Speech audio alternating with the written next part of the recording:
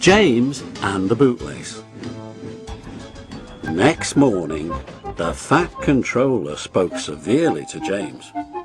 "If you can't behave, I shall take away your red coat and have you painted blue." James did not like that at all, and he was very rough with the coaches as he brought them to the platform. Come along, he called rudely. "All in good time, all in good time," the coaches grumbled. "Don't talk, come on," answered James, and with the coaches squealing and grumbling after him, he snorted into the station. James was cross that morning. The Fat Controller had spoken to him, the coaches had dawdled, and worst of all, he had had to fetch his own coaches. "Gordon never does," thought James, "and he is only painted blue. A splendid red engine like me should never have to fetch his own coaches." And he puffed and snorted round to the front of the train and backed onto it with a rude bump. "Oh!" groaned the coaches, "that was too bad." To make James even more cross, he then had to take the coaches to a different platform, where no one came near him as he stood there. The Fat Controller was in his office. The station master was at the other end of the train with a guard, and even the little boys stood a long way off. James felt lonely. "I'll show them," he said to himself.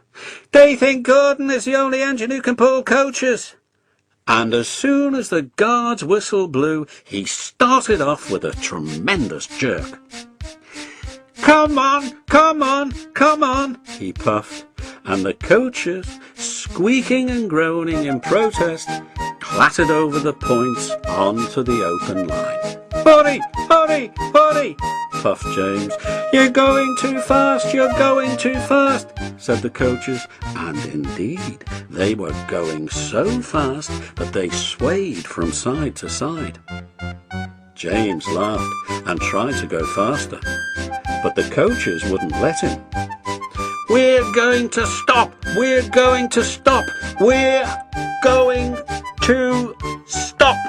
they said, and James found himself going slower and slower.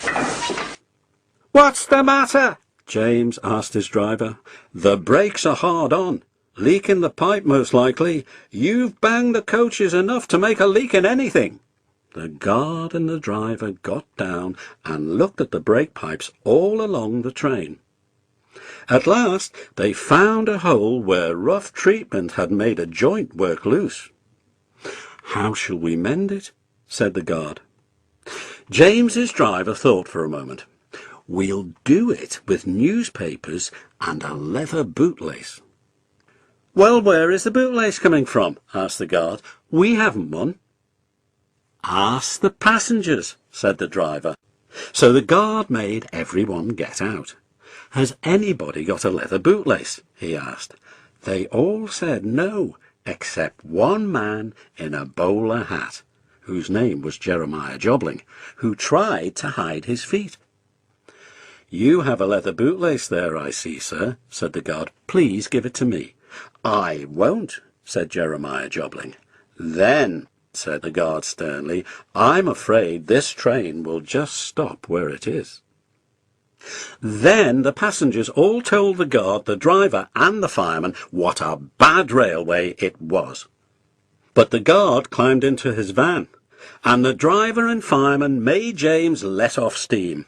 So they all told Jeremiah Jobling he was a bad man instead. At last he gave them his laces. The driver tied a pad of newspapers tightly round a hole, and James was able to pull the train. But he was a sadder and a wiser James, and took care never to bump coaches again.